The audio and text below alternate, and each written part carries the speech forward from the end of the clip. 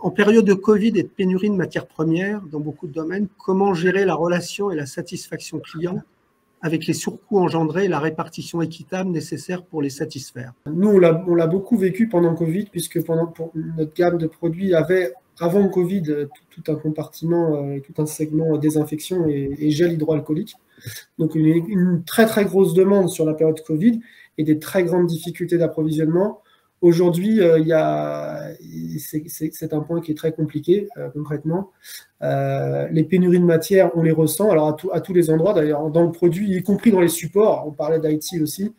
Je sais que les équipes informatiques ont même du mal à s'approvisionner en équipement informatique, ne serait-ce que pour les collaborateurs.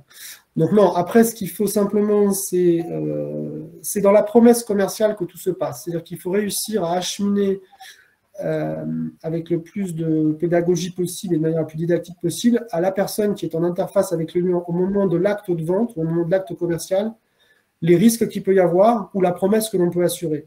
Éviter de s'embarquer dans une surpromesse, ça c'est vraiment le piège dans lequel il ne faut pas rentrer. Donc il faut trouver la juste mesure entre les informations qu'on a en amont sur les matières, sur les approvisionnements, les risques de reliquat ou de rupture qu'il peut y avoir, et la promesse qui est faite en aval du côté du commercial est faite au client. Il ne faut jamais surpromettre. Il vaut mieux pas promettre que de surpromettre. Être transparent. Et vous, Stéphane, vous le ressentez aussi quand vous conseillez vos grands clients?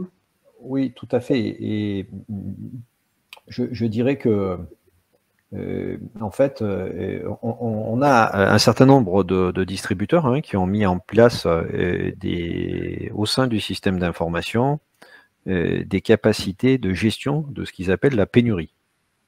Historiquement, c'est pas quelque chose qui d'ailleurs date de la période Covid. Historiquement, il y a des capacités de gestion de la pénurie.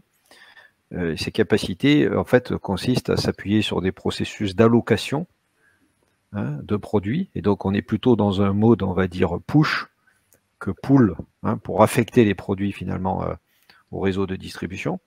Donc ça, c'est une réponse évidemment partielle. C'est déjà la capacité à pouvoir, allouer les produits, voilà.